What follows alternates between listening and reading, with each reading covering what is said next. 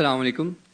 میرا نام محمد ابو بکر ہے. میں نے اس سے پہلے bachelor of science in accounting and finance کیا اور ابھی میں جامعۃ الرشید کلیۃ الشریعہ سال سوم کا طالب علم ہوں. میرا سوال یہ ہے کہ ماڈرن فلاسفی میں جس طرح ہم دیکھتے ہیں کہ جب کلرجی مین شپ سے لوگ باہر نکلے اور اسکیپٹسزم کے بارے میں سوچنا شروع کیا، جب اس چیز کو انہوں نے سوچنا شروع کیا تب انہوں نے دنیا میں ترقی شروع کی ہے. اور ہمارے جس طرح کہ آپ نے ابھی تھوڑی دیر پہلے ٹیکنالوجی کی اتنی زیادہ اہمیت کا بیان کی ہے، ہم لوگ ابھی تک اسی چیز سے پھنسے ہیں. اور سیکنڈلی جبکہ ہماری اسلام میں بہت ساری تھاٹس ایسی ہوتی ہیں جو پری ڈیٹرمنڈ ہوتی ہیں، تو پہلے سے پری ڈیٹرمنڈ تھاٹس کو لے کے میں ایک تخلیقی ذہن کیسے رکھ سکتا ہوں؟ اور چونکہ ہمارے ہاں ابھی تک ایسی ٹیکنالوجیکل انوویشن نہیں ہوئی، جب وہ انوویشن نہیں ہوئی تو میں جو بھی کوئی نیا اقدام اٹھانے جاتا ہوں یا قدم اٹھانے جاتا ہوں اس کے بارے میں پہلے سے یہ آ جاتا ہے کہ فلاں چیز حرام ہے، فلاں چیز حرام ہے، فلاں چیز حرام ہے. تو اس چیز کو مد نظر رکھتے ہوئے ہم دنیا میں ترقی کیسے کریں گے؟ بہت شکریہ. بھائی صاحب کا اچھا سوال ہے.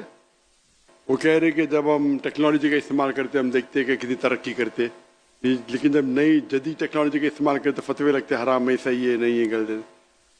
اگر آپ دیکھیں گے سائنٹیفک ہسٹری کو، جو 8th سینچری 9th سینچری 8ویں صدی 9ویں صدی ویسٹرنرز کہتے تھے ڈارک ایجز، مطلب اندھیرا کا دور.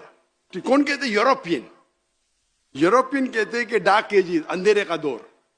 لیکن اگر آپ ہسٹری پڑھیں گے تو مسلمان چوٹی پہ تھے، اور اس پہ تقریر دیا میں نے 8ویں صدی 9ویں صدی میں جب ویسٹرنرز کہتے تھے ڈارک ایجز، ہم دنیا میں ترقی نہیں کرے. اس ٹائم اگر آپ کو سائنس کے بارے میں سائنٹسٹ بننا ہے تو آپ کو عربی جاننا فرض ہوتا تھا. تو کئی غیر مسلم سائنس کی تحقیق کرنے کے لیے عربی سیکھتے تھے. اور آپ اگر جائیں گے اور میری پوری تقریر سنیں گے تو father of chemistry, who's the father of chemistry؟ کون ہے؟ گیبر ویسٹرن نام. جابر ہے، جابر ابن حیان. اس نے یہ جو الکوہل ہے، یہ الکوہل لفظ کدھر سے ہے؟ الکوہل جو شراب، الکوہل OH کدھر سے ہے؟ عربی لفظ سے الگل. ٹریگنومیٹری کو اس نے ایجاد کیا، مسلمان. آپ دیکھیں گے ابن سینا، ایویسینا ابن سینا، میڈیکل بک رازی. لسٹ آپ کو ملیں گے 8ویں 9ویں 10ویں صدی میں جو ہمارے سائنٹسٹ تھے. میڈیکل اسمال پاکس کا ایجاد کس نے کیا؟ ٹریٹمنٹ کس نے کیا؟ بکس، قانون. ڈاکٹر کے لیے قانون کی 2 والیوم جو تھے وہ آپ کو پڑھنا ہی چاہیے ڈاکٹر بننے کے لیے. لیکن ابھی کیا ہو گیا؟ ہم ترقی نہیں کرے. کیوں؟ پہلے ہم قرآن اور حدیث کے قریب تھے. جب قرآن اور حدیث کے قریب تھے ہم دنیا کے چوٹی پہ تھے. تعداد میں کم تھے ہم، ابھی تعداد میں تو زیادہ ہے. ہم 25%، 2 بلین. جھاگ کی طرح، اللہ کے رسول کہتے ہیں جھاگ کی طرح. کیا فائدہ؟ لوگ جھپٹنے کے لیے ٹھہرے. کیونکہ ہم قرآن اور حدیث کو دور جائیں، جتنا دور جائیں گے اتنا ہم دنیا میں بھی نیچے جائیں گے. تو اگر ہم قرآن پہ اور ریسرچ کریں اور وہ علماء کی بات مانیں جو صحیح ہے بنسبت حرام حرام ثبوت ہونا چاہیے، ہم شریعہ کو فالو کرنا چاہیے، جو علماء فتویٰ دیتے اسے ماننا چاہیے. لیکن کوئی بھی صحیح علماء کبھی بھی ٹیکنالوجی سے آپ کو روکے گا نہیں. صحیح علماء کبھی نہیں روکیں گا. اگر کچھ غلط ہے روکیں گا. ربا غلط ہے، ربا کے بنا دھندا نہیں کرتے تو بیوقوف لوگ جو بولتے. جتنے ٹاپ 500 ورلڈ کی companies all are debt free ہے، ٹاپ کمپنیز. تو جو ہر ایک فن میں الگ عالم ہے. آج کی تاریخ میں اسلامک اکنامکس میں نمبر 1 ہے مفتی تقی عثمانی، نمبر 1 دنیا میں. آپ کے وہ اسلامک اکنامکس کے ماہر ہے. اور حامد حسن جس نے میں نے کہا تھا ان کا انتقال ہو گیا، انہوں نے قائم کی تھی اسلامک یونیورسٹی اسلام آباد. میں ماشاءاللہ ان کے بہت قریب تک کافی گھنٹے گزارے اسلامک اکنامکس میں بات کرنے. ماشاءاللہ مفتی تقی عثمانی کے ساتھ بھی میں نے کافی وقت گزارے. یہ لوگ اسلامک اکنامکس ماہر ہے. ابھی کوئی دوسرا فتویٰ بولے گا یہ حرام حرام، ارے بھائی آپ کے پاس ہے کوئی دلیل؟ اور حنفی فقہ جو ہے اسلامک اکنامکس میں بیسٹ فقہ ہے. جو حنفی علماء نے جو کیے تحقیق ان اسلامک اکنامکس، اس لیے مفتی تقی عثمانی کی عزت سب جگہ ہے دنیا میں. ایون سعودی جائیں گے تو عزت ہے. یہ سچ ہے بھائی، میں کبھی ڈرتا نہیں سچ بات کرنا. کیوں میں ان کو پریس کیا؟ چاروں ائمہ کی عزت کرتا ہوں میں. تو ہمیں یہ دیکھنا چاہیے. لیکن ایک بات میں کہوں کہ نہیں ہوں کہ پاکستان میں اور اسلامک ہونا چاہیے. مفتی تقی عثمانی صاحب ہے ادھر، لیکن ملیشیا میں ابھی ملیشیا کمپٹیشن نہیں ہو رہا نہیں تو آپ بولے واپس سے ویڈیو وائرل ہو جائے گا. نہیں، لیکن ملیشیا پاکستان کا کوئی اعتراض نہیں لے گا. انڈیا پاکستان میں اعتراض ہوتا ہے تو ملیشیا کا بول سکتا ہوں نا مفتی صاحب. ملیشیا میں جو پریکٹیکل اسلامک بینکنگ ہے بہت اچھی ہے. وہاں نمبر 2 शेख दाऊद बकर, वो नंबर 2 आते, वो मलेशिया में। लेकिन प्रैक्टिकली इस्लामिक बैंकिंग जो मलेशिया में वो और आम है। यहाँ मैं पूछ रहा था, कौन कह रहा था 23%, कौन इस्लामिक बैंकर कह रहा था कि 23%, वो भी अच्छी बात है, 23% of the banking is Islamic banking. Malaysia में और ज्यादा तादाद है, हालांकि मलेशिया में 63% मुसलमान है, तो वहां कम होना चाहिए ना।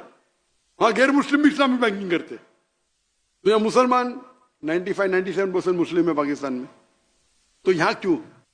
उल्मा आपके पास है, टेक्नोलॉजी है इस्लामिक बैंकिंग की, तो क्यों? तो खाना का गड़बड़ है ना। तो हम इस्लामिक इकोनॉमिक्स जो नहीं जानते बोलते हैं, अरे इस्लामिक बैंकिंग कन्वेंशनल बैंक ऐसा ही चाहिए, यहाँ से खाओ यहाँ से खाओ एक है। तो मैं बोला भाई आपको इल्म में तो क्यों बात करते भाई? उससे मुझे बोलते और वो क्या समझते कि मैं हाँ मिलाऊंगा, बिकॉज आखिर को समझ साइंटिफिक है, सूट बूट टाई वाला, बोलते ये तो इस्लामिक बैंकिंग बकवास है। मैंने कौन बोलता है? तो मैं जब आवाज करेगा तो उधर डर जाते। मैं बोला भाई आपको नहीं पता तो क्यों मुंह खोल रहे भाई? क्या आपने पढ़ी इस्लामिक इकोनॉमिक्स? नहीं पढ़ी तो क्यों बोल रहे? क्यों अपने आप को जहन्नम में डाल रहे? क्या आप मुफ्ती है क्या? हाँ बोलो, मुझे समझता है जायज है, खाली हाँ यह अलग बात है क्या बहुत से लोग इस्लामिक बैंकिंग के नाम पे मुसलमान को बेवकूफ बनाते, वो सही है, लेकिन there is something like Islamic banking ruling है। तो आप लोग, अगर मुझे पता है इज्जत बहुत मुफ्ती तक उसमें नहीं किया माशाल्लाह, लेकिन आप लोग सपोर्ट कीजिए। अभी अगर 25% बोले तो यहाँ 25%, यहाँ से ज्यादा परसेंट हो जाएगा इस्लामिक बैंकिंग का। मैं तो बेस्ट बोलता हूँ भाई, लोन लो ही मत, बेस्ट है ना, रहेगी बात ना बजेगी बांसुरी। लोन लेने का तो इस्लामिक बैंक से लो, अगर मजबूरी है तो। लोन नहीं लेना बेस्ट है, मजबूरी है तो इस्लामिक बैंक से लो। तो इस तरीके से एक एक पहलू पे अगर हम तवज्जो दे और पूरा माशरा एक होगा, और अगर टेक्नोलॉजी बढ़ती है तो क्या करना चाहिए आपको सपोर्ट के लिए आप अगर शुरू करते हैं तो आप बड़ी मिसाल के तौर पे मुझे नया जवाब मिलता है। इस्लाम का उसूल है कि अगर एक आलिम फतवा देता है, अगर वो सही है तो उसे 2 सवाब, गलत है तो भी 1 सवाब। आलिम, आम आदमी नहीं। अभी आलिम के मतलब हर फन में अलग अलग आलिम है। हदीस का आलिम मुहद्दिस है, तफसीर का आलिम मुफस्सिर है, तो आलिम। तो मुझे अगर कोई ऐसा जवाब मिला जो नया जवाब मिला तो मैं क्या करता हूँ? I go under the umbrella of an आलिम। वो आई थिंक मैं उससे पूछता हूँ मैं सही है क्या? हाँ सही। तो मुझे एक सर्टिफिकेट मिल गया, टिक सर्टिफिकेट देते नहीं, मतलब मैं पूछा हूँ 2-3 आलिम से जो मेरे नजदीक खाई है, तो मैं जवाब देने लगता हूँ। तो मैं कोई भी, हाँ मैं क्या कर सकता हूँ, एक आलिम का जवाब ले सकता हूँ, लॉजिकल दिखाऊं, वो ठीक है। वो दाई का काम क्या है? आलिम से सीखे, उसे पैलेटेबल हजम कराए आम पब्लिक को। इस्लामिक बैंकिंग के अगर आलिम लोग जो मशहूर है, जिसको फैजल अवार्ड मिला है, मैं उनको जानता हूँ, इंडियन है, दो इंडियन को फैजल अवार्ड मिला है, King Faisal award for Islamic banking. एक है छापरा, उमर छापरा, और एक इंडिया के आई थिंक शेख निजामुद्दीन।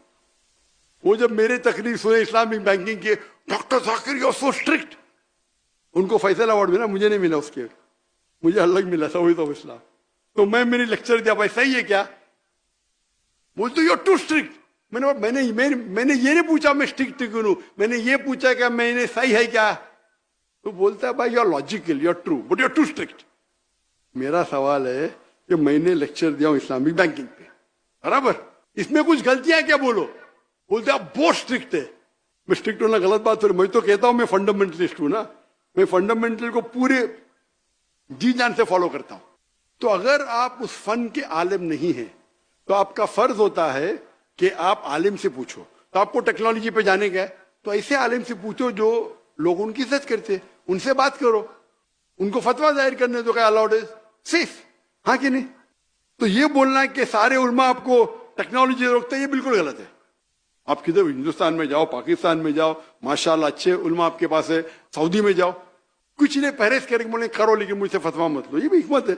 करो लेकिन मुझसे फतवा मत लो, क्योंकि फतवा अलग होता है, तकवा अलग होता है। एक होता है भाई जरूरी है, तो हमारे मकासद शरिया में अलाउड है, फतवा तो नहीं सकते, लेकिन करो मतलब वो आलिम ने आपके सिर पे हाथ रखा है, आप उससे फतवा मत लो, आप समझे ना? तो कुछ ऐसे पेचीदा सवाल होते हैं दावती मैदान में, तो आपको जरूरी है कि जो उस फन का माहिर है, लाइक मेडिकल कुछ किया तो ऐसे आलिम से पूछो जो मेडिकल डॉक्टर भी है और शरिया भी जानता है, आप समझे? तो आप अगर शुरू करेंगे तो उनको कॉन्फिडेंस में लो। हो सकता है वो आपको 2-3 राय बोलेंगे, उसकी बात मान लो, मे बी आपका 100% 80% तो काम हो जाएगा ना। نہ مجھے 100% کرنے کا 80% تو کرو. تو اس طریقے سے ہمیں ساتھ میں لے کے چلنا تھے. انشاءاللہ اللہ آپ کے ساتھ ہوگا. Hope that answers the question.